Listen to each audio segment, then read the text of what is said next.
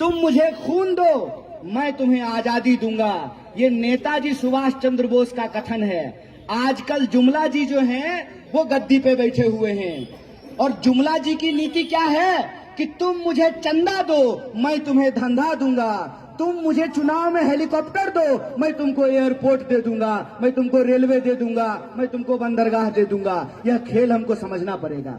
यह खेल हमको समझना पड़ेगा कि हम सब लोग टैक्स देते हैं। ऐसा नहीं है कि सिर्फ अमीर टैक्स देते हैं, गरीब भी टैक्स देता है।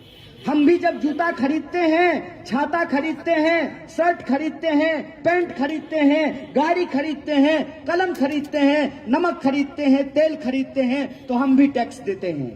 टैक्स लेंगे हमारा और कर्जा माफ करेंगे अपने दोस्त का।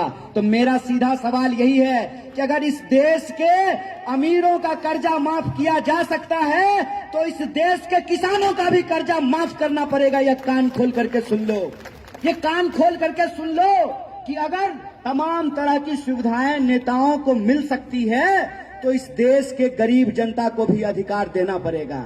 आपको मालूम है एमएलए साहब का जो फ्लैट होता है उनका बिजली बिल फ्री होता है, एमएलए साहब के लिए टेलीफोन फ्री होता है, एमएलए साहब के लिए ट्रेन में चढ़ना और हवाई जहाज में चढ़ना फ्री होता है। जब एमएलए के लिए, एमपी के लिए सब कुछ फ्री हो सकता है तो इस देश के आम लोगों के लिए भी बिजली बिल फ्री करना पड़ेगा। और ये रेवरी नहीं है, ये हमारा अधिकार है। ये हम तुम्हारे बाप के पैसे से नहीं मांग रहे हैं। हम नहीं कह रहे हैं कि जय शाह का पिताजी अपने खजाने में से हमको दे दे। हम कह रहे हैं कि इस देश की जनता अगर टैक्स देती है, उस टैक्स के पैसे से अगर 20,000 करोड़ का नेताओं के लिए घर बनाया जा सकता है तो हमारे लिए भी स्कूल बनाना पड़ेगा, अस्पताल बनाना पड़ेगा, सड़कें बनानी पड़ेगी, बिजली का खंभा लगाना पड़ेगा, लाइट देनी पड़ेगी, पानी देना पड़ेगा।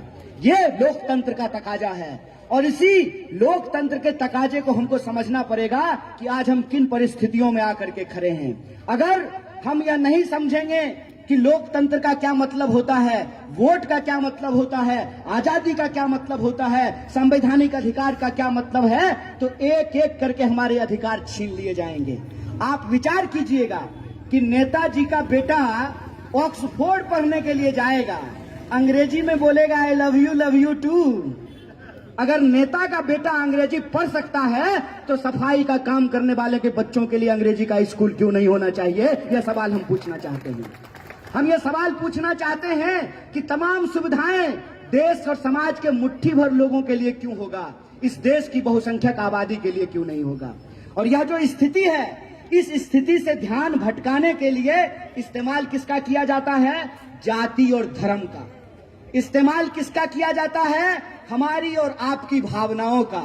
मुझे बड़ी खुशी होती है, मैं आपको बता देता हूं, जब भी मैं प्रधानमंत्री मोदी के मुंह से यह सुनता हूं भारत माता की जय, तो हमको बड़ी खुशी होती है। पता है क्यों? क्योंकि वो उस पार्टी के नेता हैं जिनके नेता कहा करते थे विक्टोरिया माता की जय।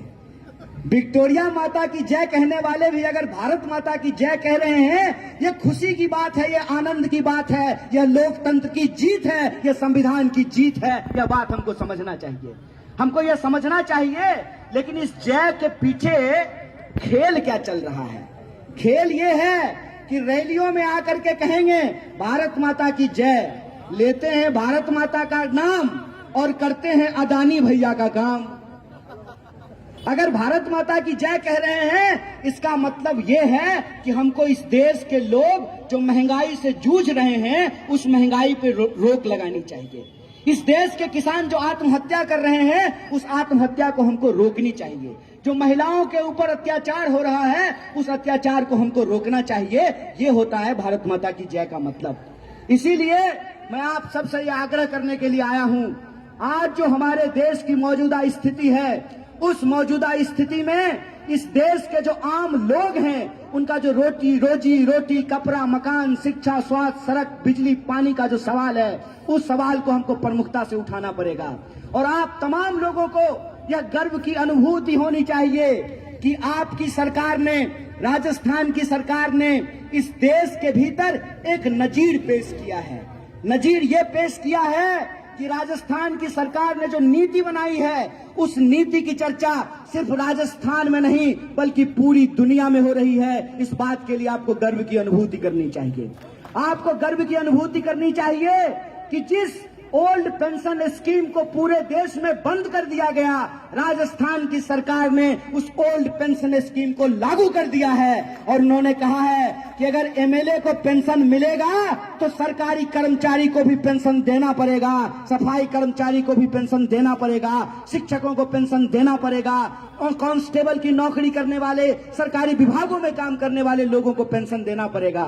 और यह जो कल्याणकारी योजना है, यह जो जनोन्मुखी योजना है, उसका आप असर देखिए।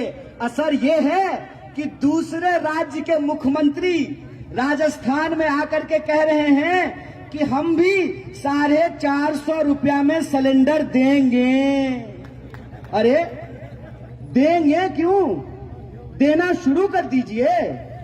आप तो मुख्यमंत्री हैं, तो किस बात का इंतजार कर रहे हैं? उत्तर प्रदेश के गृह मुख्यमंत्री ने कहा कि 450 रुपया में सिलेंडर देंगे। देंगे क्यों? जयपुर में आकर के झूठ बोलने की जरूरत नहीं है, सच के साथ खड़ा होइए। लखनऊ में लोगों को 450 रुपया में सिलेंडर देना शुरू कर दीजिए। ये खेल समझ रहे हैं आप? ये देंगे का क्या मतलब है? देंगे का मतलब ये है कि ये एक बार फिर से देंगे कुछ नहीं, बस जनता को धोखा देने का काम करेंगे।